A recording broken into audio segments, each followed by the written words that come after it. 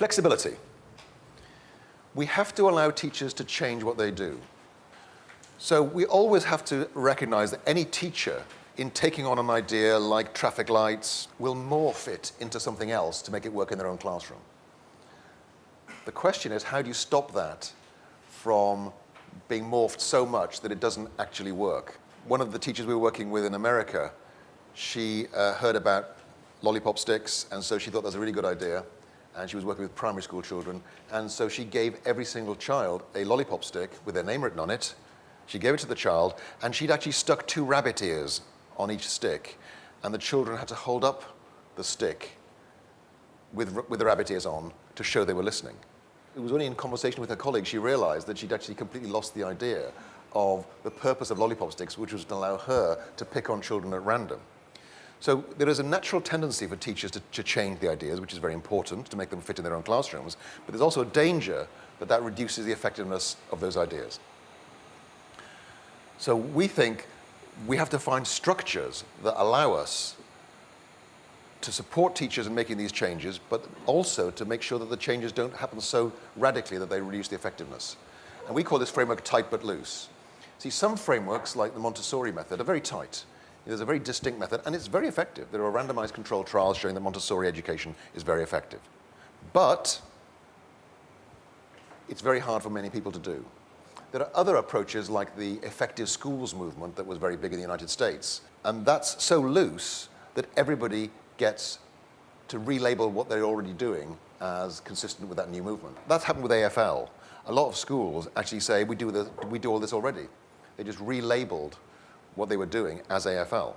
We have to keep things tight so that the research-based principles are still put into practice, but loose enough to allow every teacher to find their own way of putting this into practice in their own classrooms. We are really quite obsessive about some things. There are some things that we've learned that we advise you very strongly to do them, because it's our experience that when people do something different, the results are less good.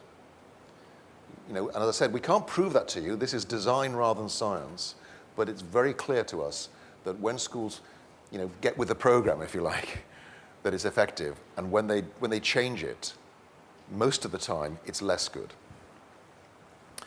That's why we distinguish between strategies and techniques. The 5 strategies of formative assessment are always good things to be doing.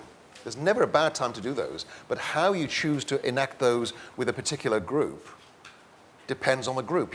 Sometimes they'll work with one class, they won't work with another class. So the strategies and the techniques are a way of actually saying, here's the tight bit. So I think you have to be doing one of the 5 strategies, but we're loose about the techniques. The techniques are your choice.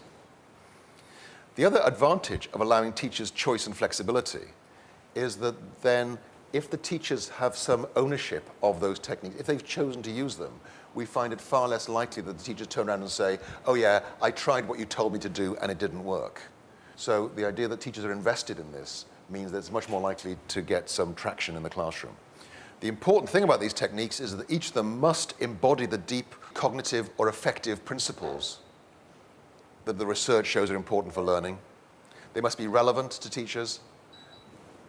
They must be feasible. They must be things that you can do in the classroom, and they must be acceptable in the context of the whole school.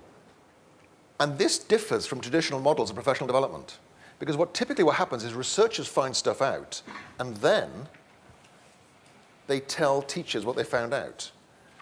And most teachers say, well, you're either telling us what we already knew, or I don't know what you mean.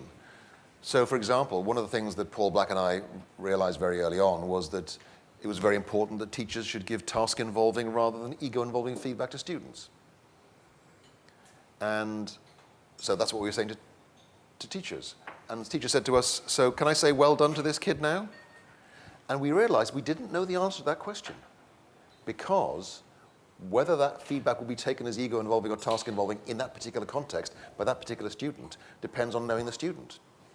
So we were actually leaving the very hardest bit of all to the teacher, which is translating these vague prescriptions from research into practice.